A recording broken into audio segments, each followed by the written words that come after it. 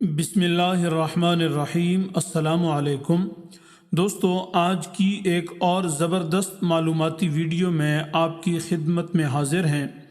آج کی ویڈیو میں ہم آپ کو بتائیں گے سبز دھنیے اور خشک دھنیے کے 10 مختلف فائدے۔ سب سے پہلے یہ بات مد نظر رہے کہ ہم جس چیز کے بارے میں ویڈیو بناتے ہیں اس پر بہت احتیاط سے مستند معلومات اکٹھی کرتے ہیں، پھر اس پر مزید تحقیق کر کے ویڈیو کی صورت میں آپ کے سامنے لاتے ہیں۔ اللہ تعالیٰ کی بے شمار نعمتوں میں سے ایک بہت بڑی نعمت دھنیا بھی ہے۔ یہ ایک خوشبودار پودا ہے جس کے پتے اور بیج دونوں استعمال ہوتے ہیں۔ اس کا مزاج سرد خشک جبکہ ذائقہ پھیکا اور خوشبودار ہے۔ اس میں potassium, iron, calcium, phosphorus, protein, vitamin A, vitamin C اور وٹامن کے سمیت دیگر بہت سے مفید اجزاء پائے جاتے ہیں۔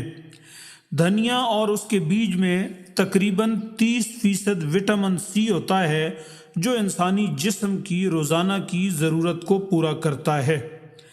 دھنیا دو طرح سے استعمال ہوتا ہے، ایک سبز دھنیا اور ایک خشک دھنیا جو اصل میں دھنیے کے بیج ہوتے ہیں۔ اگر بات کریں سبز دھنیے کی تو اس کے چند فوائد درج ذیل ہیں۔ نمبر 1، سبز دھنیے کا پانی منہ کے چھالوں پر لگانے سے چھالے ختم ہو جاتے ہیں۔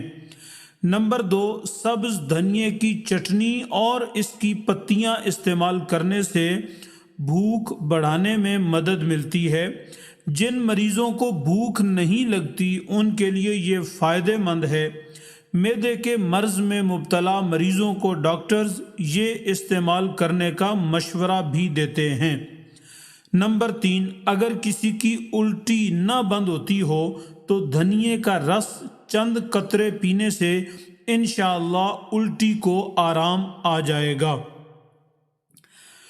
نمبر 4، دماغی کمزوری، الجھن، ڈپریشن اور پریشانی کی صورت میں دھنیے کا استعمال کرنا دل و دماغ کو طاقت دیتا ہے اور ٹھنڈک پہنچاتا ہے، بے چینی اور بدسکونی کی کیفیت کو پرسکون کرتا ہے۔ نمبر 5، دھنیا شوگر کے مریضوں کے لیے بہت مفید چیز ہے۔ ایک تحقیق کے مطابق دھنیے کے عرق میں ایسے مرکبات ہوتے ہیں جو خون میں شامل ہو کر انسولین میں اضافہ اور شوگر کی سطح کو کم کرتے ہیں۔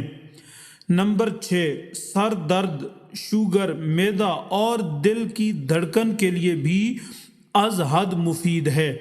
نمبر 7، دھنیے کا استعمال سانس کی نالیوں سے بلغمی مواد خارج کرتا ہے اور پیشاب میں اضافہ کرتا ہے۔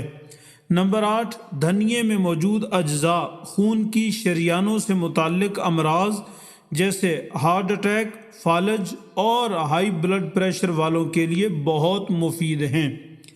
دھنیا فائدہ مند کولیسٹرول HDL کی سطح میں اضافہ جبکہ نقصان دہ کولیسٹرول کی سطح میں کمی لاتا ہے۔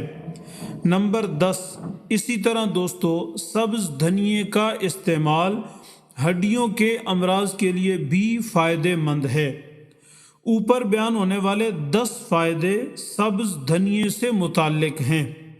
اس کو چٹنی کی صورت میں بھی استعمال کر سکتے ہیں، اس کے پتے چبائے بھی جا سکتے ہیں اور پتوں کا قہوہ بنا کر بھی استعمال کیا جا سکتا ہے۔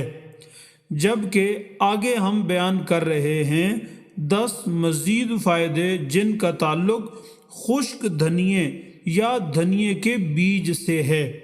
نمبر 1، اگر کسی کو ہچکی بندھ جائے اور رکنے کا نام نہ لیتی ہو تو خشک دھنیا منہ میں رکھے اور اس کا رس چوستا رہے، انشاءاللہ چند منٹ میں آرام آ جائے گا۔ نمبر 2، خشک دھنیا اسہال یعنی دست مطلب موشن کے لیے بھی بہت مؤثر چیز ہے۔ نمبر 3، خشک دھنیا آشوب چشم اور جلدی امراض کے لیے بہت مفید ہے۔ نمبر 4، اگر دست میں خون آتا ہو تو آدھا چمچ دھنیا کو پانی کے ساتھ صبح و شام نگلنے سے انشاءاللہ خون آنا بند ہو جائے گا۔ نمبر 5، دھنیے کے بیج کا باقاعدہ استعمال کرنے سے ہیضہ، ٹائیفائیڈ اور فوڈ پوائزننگ جیسے امراض سے نجات مل سکتی ہے۔ نمبر 6، دھنیے کے بیج کو روزانہ رات پانی میں بھگو کر رکھیں اور صبح نہار منہ استعمال کریں، یہ ہاضمے کی درستگی کے لیے بہت فائدہ مند مانا گیا ہے۔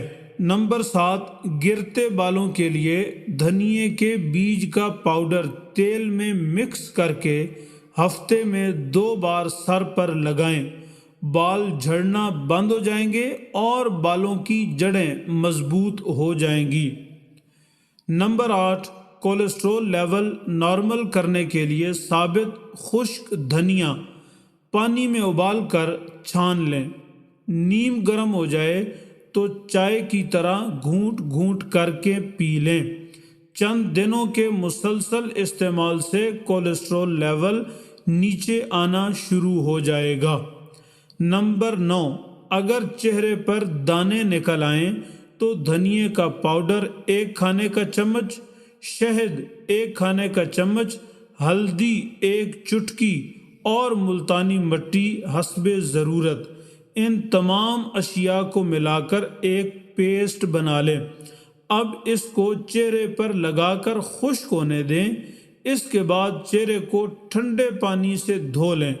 چند دفعہ استعمال کرنے پر چہرہ بالکل صاف ہو جائے گا، دانے ختم ہو جائیں گے۔ نمبر 10، اگر آنکھوں میں انفیکشن ہو جائے یا آنکھ کا کسی بھی قسم کا مرض لاحق ہو جائے تو آدھے گلاس پانی میں 1 چائے کا چمچ خشک دھنیا شامل کر کے 10 منٹ تک ابالیں۔